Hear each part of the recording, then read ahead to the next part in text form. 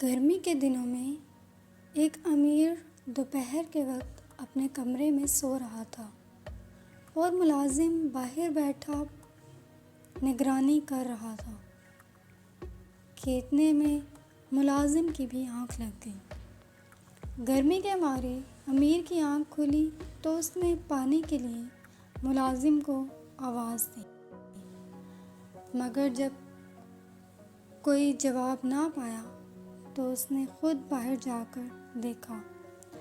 جب وہ باہر آیا تو دیکھا کہ ملازم بے خبر سو رہا ہے۔ یہ ملازم ایک لڑکا تھا جس کے پاس میز پر ایک خط رکھا ہوا تھا۔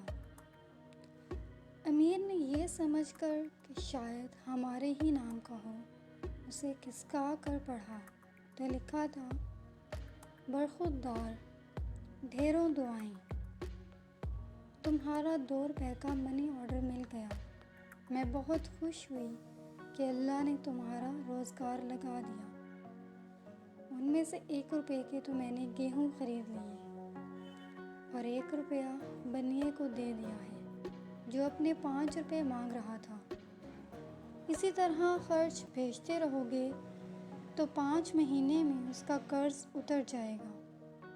اللہ تمہیں برکت دے، تمہاری ماں۔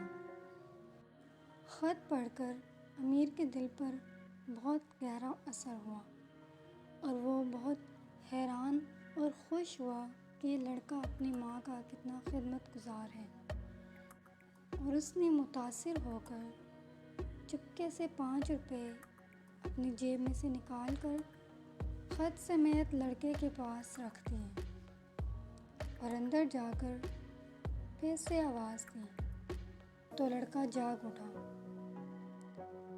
جب لڑکے نے دیکھا کہ خط کے ساتھ 5 روپے رکھے ہیں تو بڑا گھبرا گیا اور مالک کے پاس جا کر کہنے لگا: حضور، ابھی ذرا سی دیر میری آنکھ لگ گئی تھی، اسی دوران کسی نے 5 روپے میرے پاس میز پر رکھ دیے تاکہ مجھے چور بنا کر پکڑوا دے، مگر اللہ جانتا ہے کہ یہ روپے میں نے نہیں لیے۔ امیر نے کہا: ڈرو نہیں، یہ روپے تمہیں اللہ نے ماں کی خدمت کرنے سے خوش ہو کر دلوائے ہیں۔ اب یہ بتاؤ کہ تم ان روپیوں کا کیا کرو گے؟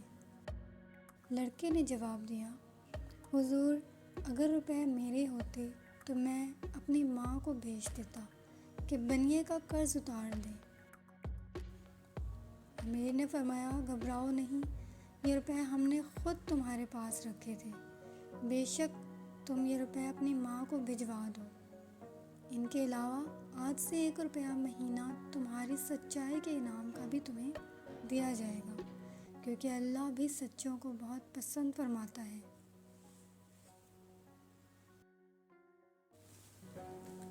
اس کہانی سے ہمیں یہ سبق ملتا ہے